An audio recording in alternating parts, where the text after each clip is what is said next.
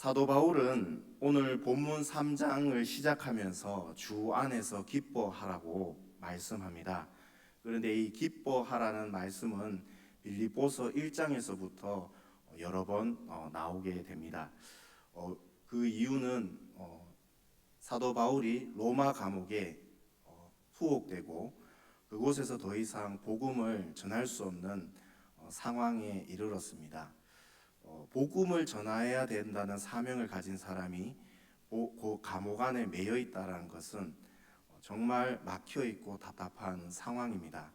마치 피아니스트에게 손가락 인대가 끊어져서 피아노를 칠 수 없는 상황과 같고, 유능한 목소리가 나오는 그런 성악가가 성대에 큰 결절이 있어서 음을 내지 못하는 그런 답답한 상황과도 비슷합니다. 그런데 이런 상황 가운데서 사도 바울은 나는 기뻐하고 기뻐한다라고 빌립보 교회 성도들에게 이야기를 했는데, 그 이유는 사도 바울을 미워하고 싫어했던 성도들은 사도 바울이 지금 감옥에 갇혀서 더 이상 복음을 전하지 못하는 이 상황에서 본인들이 더욱 열심히 복음을 전하여서 감옥 안에 있는 사도 바울에게 절망감을 주기 위해서, 그리고 사도 바울이 이때까지 핵심적인 복음의 사역을 하면서 명성을 얻고 명예를 얻었지만, 존경을 받았지만 이제는 더 이상 존경받지 못하고 본인들이 이때의 기회다, 우리가 더욱 열심히 복음을 전하여서 우리가 존경을 받자, 이런 의도로 복음을 열심히 전하고 있었고, 한쪽에서는 사도 바울을 정말 사랑하고 기도하고 진심으로 그를 위해서 사랑하고 기도했던 그 성도들은 사도 바울이 복음을 위해서 자신의 목숨을 내놓고 지금 감옥 안에 갇혔는데, 우리가 사도 바울의 이 뜻을 이어받자, 우리가 그 사도 바울과 함께 뜻을 같이 하자라는 의미에서 목숨을 걸며 목숨을 다하고 힘을 다하여서 복음을 전하게 되었습니다. 사도 바울은 자신이 복음을 밖에서 전하게 되는 그 어떤 속도와 그런 풍요로움보다, 자신은 비록 지금 감옥 안에 있지만은 두 부류의 그 성도들이 더욱 열심히 하나님의 복음을 전하는 것을 보면서 본인이 감옥 안에 밖에서 전하는 것보다 감옥 안에 있는 것이 복음을 전하는 속도와 풍요로움이 더 큰 것을 보고, 사도 바울의 인생의 목표 예수 그리스도를 전하는 이것이 지금 풍요롭게 진전되어 있는 것을 보고 사도 바울은 감옥 안에서 기뻐하고 기뻐한다라고 말씀합니다. 빌립보서 1장 18절에 보면은 그러면 무엇이냐, 거칠어를 하냐 참으로 하냐 무슨 방도를 하든지 전파되는 것은 그리스도니 이로써 나는 기뻐하고 기뻐하리라, 이렇게 말씀을 하였습니다. 자신은 매여 있고 낙심되는 상황이지만 다른 방도로 하나님께서 예수 그리스도를 전하게 하시는 걸 보고 기뻐하지 않을 수가 없었습니다. 그런데 오늘 본문에서 보면 3장에서도 기뻐하라는 말씀이 나오는데, 여기서 기뻐하라는 것은 또 다른 이유가 있습니다. 오늘 빌립보서 3장 1절의 말씀을 보면, 끝으로 나의 형제들아 주 안에서 기뻐하고 너에게 같은 말을 쓰는 것이 내게는 수고로움이었고 너에게는 안전하니라, 이렇게 말씀합니다. 빌립보 교회 성도들에게 다시 한번 3장에서 기뻐하고 또 기뻐하라, 이렇게 명령을 합니다. 왜냐하면 사도 바울은 예수님을 믿는 성도들에게 주시는 특권과 유익이, 예수님에게서 흘러나온 그 유익이 성도들에게 있기 때문입니다. 세상 사람들이 기뻐하는 그 재료, 세상 사람들이 기뻐하는 그 원동력은 내 손에 무엇이 쥐어져야 하고, 아니면 내가 처한 상황이 내가 계획한 대로 혹은 어떤 조건들이 맞춰질 때 나오는 그런 기쁨인데, 그런 기쁨이 아니고 오직 예수 그리스도를 바라보고 예수님을 믿을 때 나오는 그 참 생명, 영원한 생명, 그로 인하여 죄인에서 하나님의 자녀로 바뀐 것들로 인하여 기뻐하라는 것입니다. 지금 사도 바울은 로마 감옥에 갇혀 있지만 기뻐하고 또 기뻐하고 있습니다. 매여 있고 로마 황제에게 예수님이 메시아다, 예수님이 주다, 주인이다 라고 하는 것은 로마 황제에게 그것이 반역죄가 되어 목숨을 잃을 수 있는 상황이지만, 사도 바울은 지금 감옥 안에서 기뻐하고 또 기뻐하고 있습니다. 그리고 자신을 걱정하고 있는 빌립보 성도들에게 주 안에서 기뻐하라고 말씀합니다. 그리고 1절에서 보면 주 안에서 기뻐하라라고 말씀을 하고 그 뒤에 너희에게 같은 말을 쓰는 것이 내게는 수고로움이 없고 너희에게는 안전하니라 이렇게 말씀하셨는데, 너희에게 같은 말을 쓴다라는 것은 어떤 뜻이냐 하면 할례를 통하여 구원받는다라고 하는 그 할례파들이 잘못되었다라는 것에 대해서 지금 말을 하고 있는 것입니다. 사도 바울은 여러 번 수십 번 반복하면서 할례파를 주의하라, 할례로 구원을 받는다라고 얘기하는 그 할례파를 주의하라는 말을 계속 되뇌어서 빌립보 교회 성도들에게 교육을 했는데, 너희에게 같은 말을 쓴다는 것이, 같은 말이 그 의미입니다. 그래서 이것이 내게는 수고로움이었고, 나는 전혀 그것이 너희들한테 수십 번 수백 번을 반복해서 이야기를 할지라도 나는 수고로움이 없다, 난 귀찮지 않다, 그리고 너희에게는 안전하다, 이렇게 반복해서 너희들에게 이야기하고 말씀을 전하는 것이 이 같은 말, 할례파, 할례를 받고 구원을 받는다라는, 이것이 잘못되었다라고 말하는 이 말이 계속 너희들에게 수십 번 수백 번을 반복해서 할지라도 그것이 오히려 너에게 안전하다, 이런 뜻입니다. 이제 본격적으로 빌립보서 3장에서 사도 바울은 빌립보 교회에 위협을 주는 그 할례파에 대해서 이제 이야기를 하게 되는데, 이들이 어떤 자인지, 이 할례파들이 교회에서 어떤 자들인지 빌립보 교회 성도들에게 설명합니다. 본문 2절에 보면 개들을 삼가고 행악하는 자들을 삼가고 몸을 상해하는 일을 삼가라, 이렇게 말씀합니다. 이 할례파들에 대해서 세 가지로 얘기합니다. 개들이고, 그리고 행악하는 자들이고, 그리고 몸을 상해하는 자들이다, 이렇게 이야기합니다. 우리가 성도들이 주 안에서 기뻐할 때 조심해야 될 것이 있습니다. 주의해야 될 것이 있는데, 성경 말씀을 성경대로 가르치지 않고 듣지 않으면 성도들 마음에는 기쁨이 사라집니다. 그래서 성경 말씀은 잘 연구해서 잘 전해야 되고, 또 잘 듣고 잘 배워야 합니다. 이스라엘은 이 세상에서 역대 어느 민족보다 하나님께 가장 큰 축복을 받은 민족이었습니다. 왜냐하면 신명기 4장에 보면 하나님께서 이들을 사랑하셔서 하나님 백성 삼으시고, 이들에게만 죄의 문제를 해결하고 하나님과 만날 수 있고 하나님과 교제할 수 있는 율법과 성막을, 그리고 후에 성전을 이 민족에게만 주셨습니다. 이것은 이스라엘에게는 은혜입니다. 받을 자격이 없는데 그저 하나님께서 택하셔서 일방적으로 사랑하셔서 일방적으로 축복을 해주신 것입니다.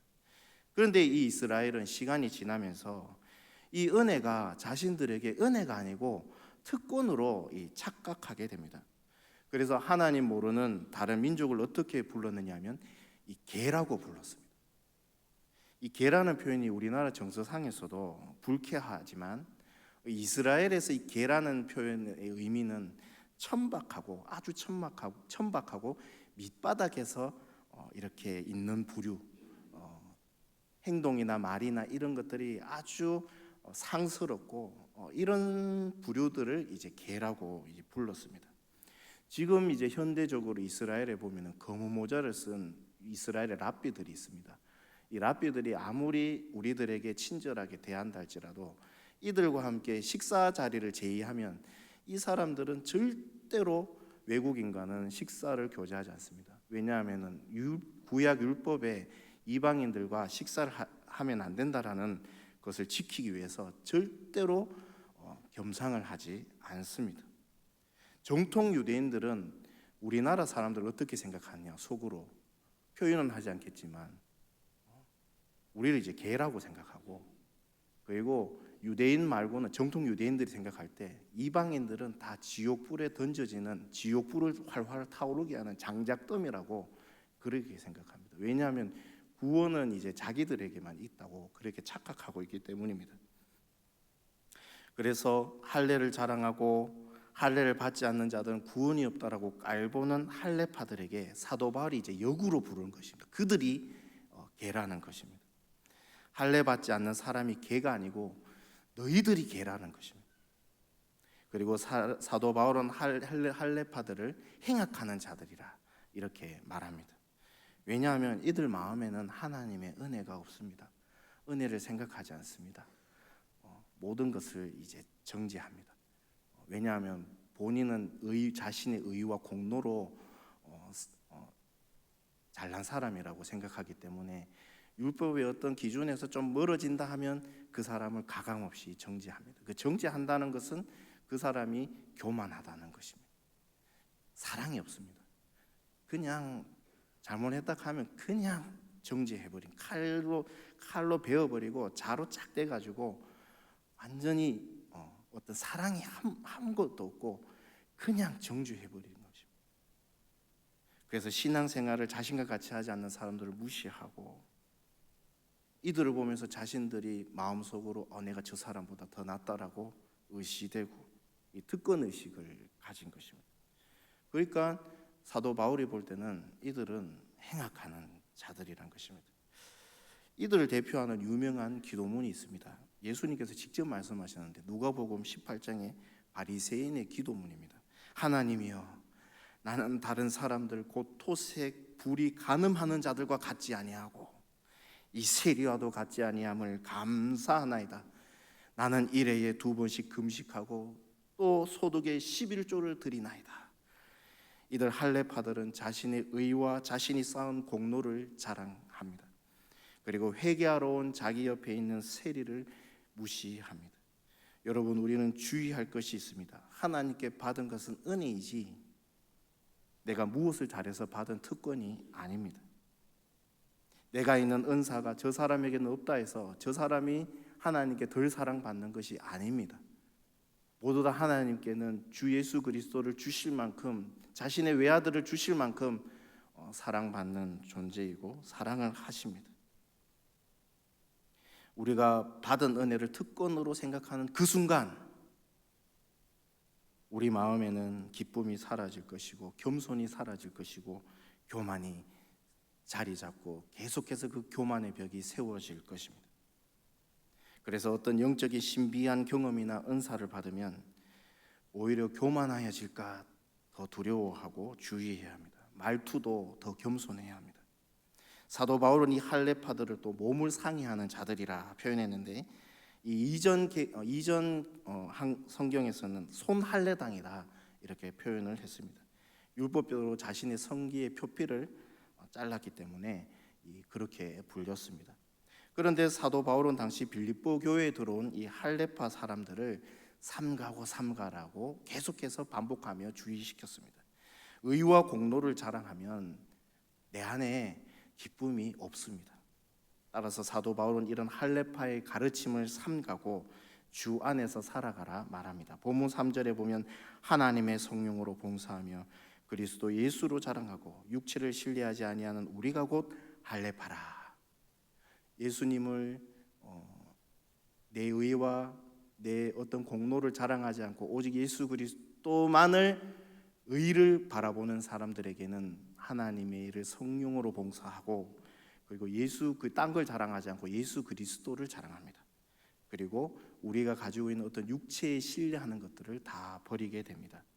신명기 30장 6절에 보면 이 할례에 대해서, 참된 할례에 대해서 하나님께서는 말씀하시는데 신명기 30장 6절에 보면 내 하나님 여호와께서 내 마음과 내 자손의 마음에 할례를 베푸사 너로 마음을 다하며 뜻을 다하여 내 하나님 여호와를 사랑하게 하사 너로 생명을 얻게 하실 것이며 이렇게 말씀합니다. 신명기에서 하나님께서 말씀하시는 진정한 할례는 몸에 칼을 대는 것이 아니라 육신의 할례가 아니라 마음의 칼을 대는 할례입니다. 몸에 하는 것이 아니고 마음의 표피를 자르는 것입니다. 그러면 마음의 할례는 어떻게 할까요? 에스겔서 11장 19절에 보면 내가 그들에게 한 마음을 주고 그 속에 새 영을 주며 그 몸에서 돌 같은 마음을 제거하고 살처럼 부드러운 마음을 주어 참된 할례는 마음의 변화를 말합니다. 세영, 성령이 사람 마음에 오셔서 딱딱한 돌 같은 그 사람의 마음, 하나님의 말씀이 한 자도 들어가지 못하는 그 딱딱한 마음을 성령께서 부드러운 고기와 같은 마음으로 바꾸어 주시는 것, 마음으로 변화시키는 것, 이것이 바로 마음의 할례입니다. 그래서 이 마음의 할례를 받는 사람들은 하나님의 말씀을 듣는 것을 즐거워하고 순종하는 것이 힘에 겨울지라도 순종하는 것입니다. 즐겁게 순종하는 것입니다. 따라서 예수님을 믿는 사람, 성도는 성령께서 내 마음에 계시기 때문에 성령으로 하나님의 일을 봉사하게 됩니다. 내게 자랑할 것이 없습니다. 그래서 하나님 주의 일을 할 때 성령으로 봉사하게 되면 감사함으로, 기쁨으로 그 마음을 주셔서 그렇게 하게 됩니다. 이걸 쳐내듯이 했다 쳐냈다 이 개념이 아니라 성령으로 봉사하며 즐겁게 감사함으로 봉사하게 되는 것입니다. 내게 자랑할 것이 없습니다. 그것을 깨닫습니다. 마음의 할례를 받으면. 왜냐하면 모든 것이 하나님의 은혜이고 오직 예수 그리스도를 통해서 구원받는 것이기 때문에, 확신하기 때문에 육신의 할례를 자랑하는 것이 아니고 오직 예수님만을 자랑하고 다른 어떤 육신의 것을 자랑하지 않습니다. 죄인이었던 내가 하나님의 자녀가 된 것은 오직 하나님의 은혜임을 알기에 손 할례당처럼 육신의 것, 내가 이룬 업적, 내가 이룬 공로를 자랑할 수가 없습니다. 내가 은혜로 받은 것임을 알기 때문에 그저 예수님만 자랑하고 그저 예수님 안에서 기뻐하는 것입니다. 사도 바울은 이제 할례파에 대해서 이야기하며 자신이 예전에 있었던 그 자신의 그 화려한 과거의 이력을 빌립보 교회 성도들에게 이렇게 적습니다. 육신의 것을 자랑할 것 같으면 사도 바울은 절대 빠질 수가 없습니다. 본문 4절과 5절에 보면 그러나 나도 육체를 신뢰할 만하며 만일 누구든지 다른 이가 육체를 신뢰할 것이 있는 줄로 생각하면 나는 더욱 그러하리니 나는 8일 만에 할례를 받고 이스라엘 족속이요 베냐민 지파요 히브리인 중에 히브리인이요 율법으로는 바리새인이요 열심히로는 교회를 박해하고 율법으로는 흠이 없는 자로다. 이렇게 사도 바울은 이야기합니다. 사도 바울은 과거 자신이 육신으로 신뢰한 것들을, 신뢰하고 의지했던 것들을 쭉 나열하는데 참 그 과거 이력이 스펙이 어마어마합니다. 8일 만에 할례를 받았습니다. 사도 바울의 부모도 율법의 신앙의 특심이었던 사람들이었습니다. 사도 바울이 지금 그때 태어났던 곳은 예루살렘이 아니고 이방인들이 많은 그 길리기아 다소, 터키 지방에 있는 길리기아 다소에서 태어났는데 그 부모가 이 사도 바울을 난지 8일 만에 정확하게 율법을 준수하며 그렇게 할례를 시행했습니다. 그리고 그의 사도 바울의 인생은 율법에서 말하는 그 순종으로부터 시작된 사람입니다. 그리고 그는 아브라함의 순수 혈통입니다. 할례 이스라엘 백성들이 꼭 아브라함의 혈통이 아니어도 됩니다. 할례를 받으면 되는데, 그런데 사도 바울은 순수 아브라함의 혈통, 이스라엘의 족속입니다. 그리고 베냐민 지파입니다. 이 베냐민 지파는, 이 베냐민이라는 사람은 우리가 잘 알듯이 야곱의 12번째 아들입니다. 그는 유일하게 야곱의 아들들 중에 가나안 땅에서 태어난 사람입니다. 그리고 이 베냐민 지파는 예루살렘을, 여부스를 기업으로 받은 지파입니다. 그래서 남유다와 함께 나라를 세우고 남유다와 함께 나라가 망했고 남유다가 나라가 망했을 때 유다 지파와 함께 성전을 세운 지파가 바로 이 베냐민 지파입니다. 따라서 유대인들에게 이 베냐민 지파는 사도 바울에게는 아주 큰 자랑 중에 자랑입니다. 다른 사람들은 무시 못할 아주 명문 가문인 것입니다. 그리고 히브리인 중에 히브리라는 말은 순수 혈통 더해서 율법대로 살아가고, 사도 바울이 길리기아 다소 이방 땅에 있었지만 이방 간습과 문화에 영향을 절대 받지 않고 율법대로만 살아가는 그 유대인을 말하는 것입니다. 어떻게 보면 사도 바울과 그의 부모는 정말 어떻게 보면 율법에 보면 지독한 사람들이에요. 율법에 아주 철두철미하게 순종했던 사람입니다. 사도 바울은 예루살렘이 아니라 다소 땅에서 태어났는데 그는 히브리어를 모국어처럼 사용했고 그리고 그의 유대인의 전통을 철저히 지켰습니다. 그래서 예루살렘에서 사는 유대인들에게 절대로 밀리지 않았습니다. 그리고 또 율법적으로는 바리새인입니다. 바리새인들은 율법을 연구하고 그 율법을 대로 구현해 나가며 살아가는 사람들이에요. 비록 예수님에게 많은 정죄를 많은 비판을 받았지만 지적을 받았지만 그래도 이스라엘 역사를 지은 유명한 그 역사가 요세푸스는 그래도 신앙은 바리새인이 최고다라고 자신이 본 바리새인에 대해서 그렇게 평가를 했습니다. 이 바리새인들은 이 율법대로 살아가고 연구하고 그 율법대로 그 삶을 그대로 구현해내가며 살아가는 사람들입니다. 터키 길리기아 다소에서 당시 헬라인들이 질비했던 그 도시에 사도 바울은 어릴 때부터 율법대로 이마 미간에 율법을 붙여서 그리고 손목에 이 함에다가 이 줄을 붙여서 그렇게 살아갔습니다. 그리고 사도 바울의 부모가 율법에 대한 특심이 강하여서 그 아들 사도 바울을 그 먼 지역인 예루살렘으로 보내어 갈마리아 선생에게 보내어서 율법을 수학하게 했습니다. 이 율법학자 갈마리에는 이 랍비인데 랍비라 부르지 않고 라반이라고 불렀습니다. 이 랍비도 네 단계의 호칭이 있는데 라부라 하고 그 라부보다 더 존경받는 호칭이 랍비, 그리고 그 랍비보다 더 존경받는 호칭이 라보니, 그리고 그 라보니보다 더 존경받는 랍비를 극찬하는 극존칭이 바로 이 랍반인데 이 랍반 갈마리엘에게 이 사도 바울의 부모가 이 사도 바울을 갈마리에게 보냈습니다. 그래서 사도 바울뿐만 아니라 그의 부모 때도 철저한 히브리인 중에 히브리인인 것입니다. 사도 바울은 부모로부터 좋은 가문과 좋은 혈통을 선천적인 조건으로 물려받았습니다. 그리고 길리기아 다소에서 태어나서 예수님을 다메섹에서 만나기 전까지 30년 이상 율법 안에서 철저히 자신의 마음과 뜻을 죽여가면서 율법에 흠이 없는 사람으로 살아갔습니다. 사도 바울은 자기가 적은 신약 성서에 나는 율법으로는 흠이 없다 이런 말을 했는데 자신의 입으로 그렇게 얘기하기 정말 어렵습니다. 그런데 그렇게 철저하게 율법이 흠이 없게 살아온 사람입니다. 사도 바울은 율법에 반한 자, 특별히 나무에 달려서 하나님께 저주받은 그 예수 그리스도, 십자가에 죽은 예수 그리스도를 구주라고 메시아라고 믿는 사람들을 용서하지 않았습니다.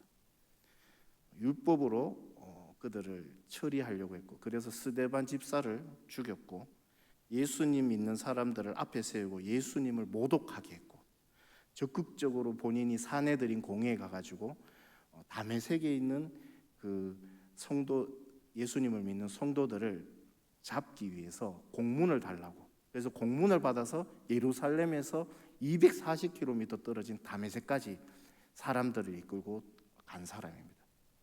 이런 가문의 사람, 이런 율법이 흠이 없도록 살아온 이 사도 바울과 단지 할례를 받아 구원받는다라고만 하는 그 할례파와 사람들과 비교할 수가 있겠습니까? 저는 이제 한 가지 우연히 어떤 영상을 봤는데 미국의 어떤 대학입니다. 대학인데 거기서 아주 철없는 미국 백인 대학생이 부자였습니다.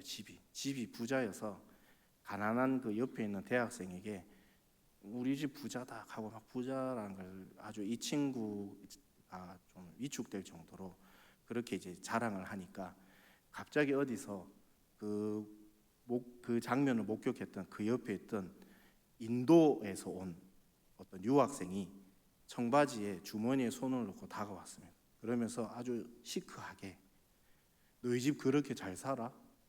너희 집 부자야? 이러니까 이 백인 대학생이 뭐라고 하냐면 우리 집 부자야. 우리 집에 몇 억 하는 랜드로버 자동차 타고 다녀. 이렇게 얘기를 하는 것.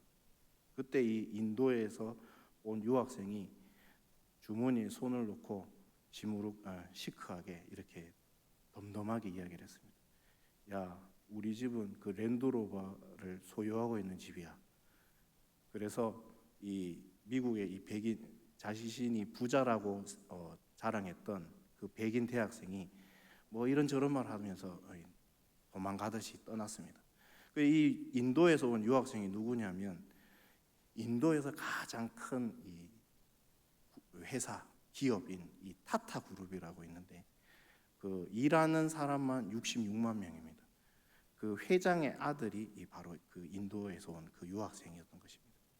그래서 저는 이걸 보고 말씀을 이렇게 보면서 사도 바울과 이 단지 할례를 받아야 된다고 구원받는다고 하는 그 할례파와 마치 이 인도에서 온 아주 인도에서 제일 큰 부자인 이 타타의 아들하고 자신의 집이 좀 부자라고 자랑했던 그 백인 대학생하고 이렇게 매치가 되었습니다.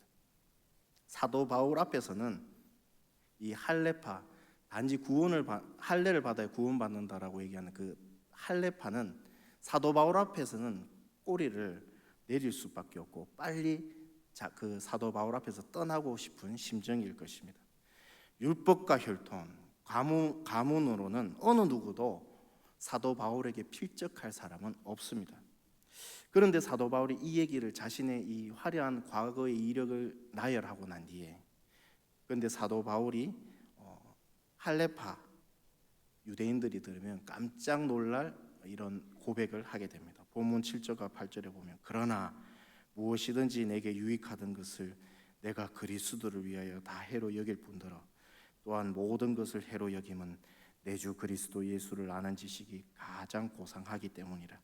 내가 그를 위하여 모든 것을 잃어버리고 배설물로 여김은 그리스도를 얻고 내가 다른 사람보다 자랑으로 삼았던 많은 이런 자신의 자랑들, 아브라함의 순수 혈통의 자랑, 내가 다른 사람보다 더 도덕적이고 깨끗한 삶을 율법에 흠없게 살아온 자신의 그 삶의 자랑, 이것저것 다른 사람보다 더 낫다라고 자부했던 모든 것들이 예수님을 믿고 예수님을 아는 지식을 경험하니까 이런 것들이 모두 해로 여겨지고 한마디로 다 쓸데없는 것들이었다 이렇게 고백을 합니다.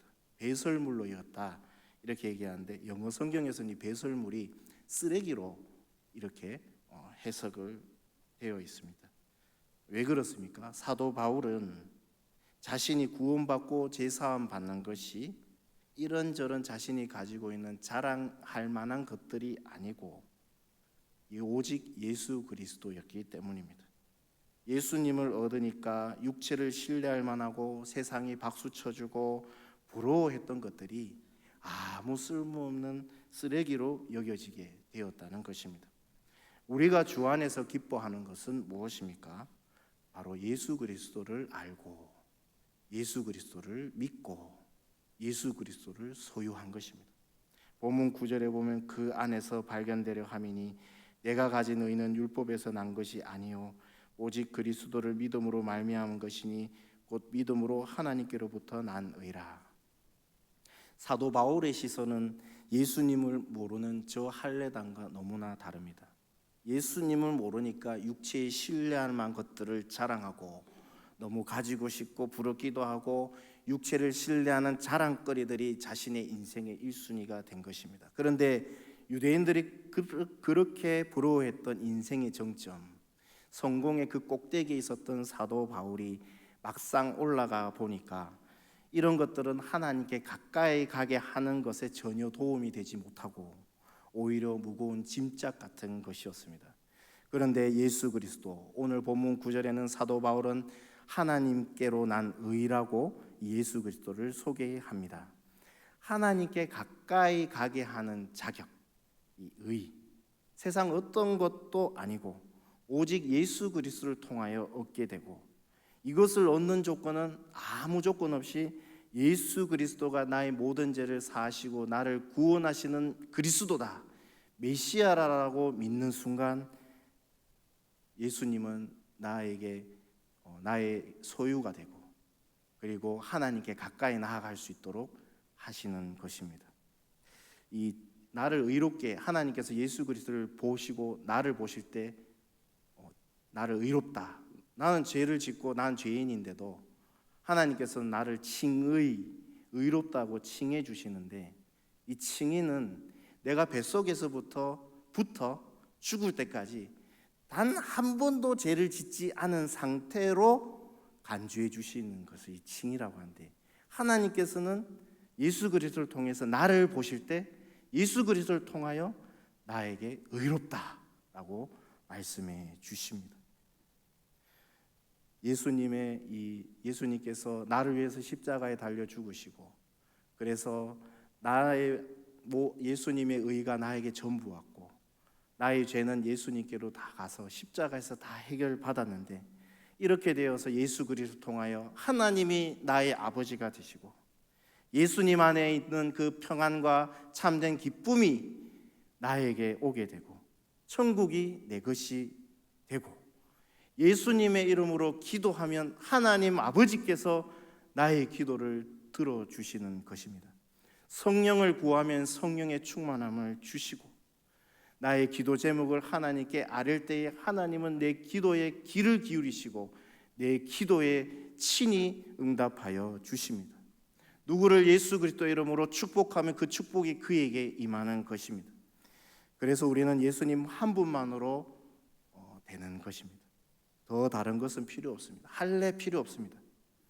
이것이 오늘 본문 1절에서 말씀하신 주 안에서 기뻐하는 것입니다. 나는 교회에서, 나는 사회에서, 내 인생의 가치관에서 무엇을 자랑하십니까? 교회 밖을 떠나 삶 속에서 무엇을 자랑하고 무엇 때문에 기뻐하십니까? 세상 사람들처럼 부러워하고 정말 갖고 싶은 것을 자랑하고 부러워하십니까? 그것 없어서, 그것 받지 못해서 하나님한테 아뢰기를, 하나님 왜 나에게는 복을 주시지 않습니까? 라고 한탄하고 있지는 않습니까?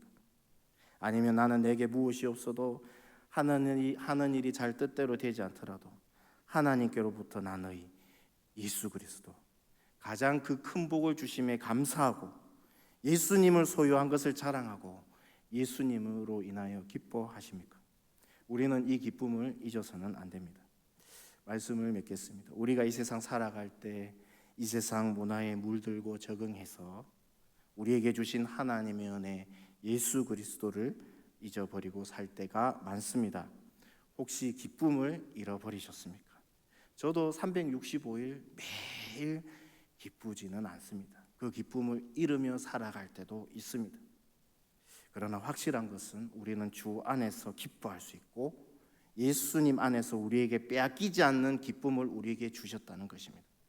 이 기쁨은 세상이 주는 기쁨이 아니라 참된 기쁨으로, 내가 노력해서 사람들이 부러워하는 것을 획득하고 소유해서 생기는 기쁨이 아니라 오직 하나님께로부터 난 예수 그리스도를 믿음으로 주시는 참된 기쁨인 것입니다. 이 기쁨을 다시 예수 그리스도를 통하여 회복하시기를 원합니다. 주 안에서 기뻐하라. 로마 감옥에서 소유하고 있는 이 기쁨을 빌립보 성도들이 가지길 원하는 사도 바울의 이 간절한 마음처럼, 그리고 사도 바울을 통하여 우리가 주 안에서 기뻐하기를 원하시는 하나님 아버지의 그 마음을 우리가 알아서 지금 현재 매여 있는 상황이라 할지라도, 어떤 상황이라 할지라도 주 안에서 기뻐하고 기뻐하시기를 예수님의 이름으로 축원합니다. 아멘.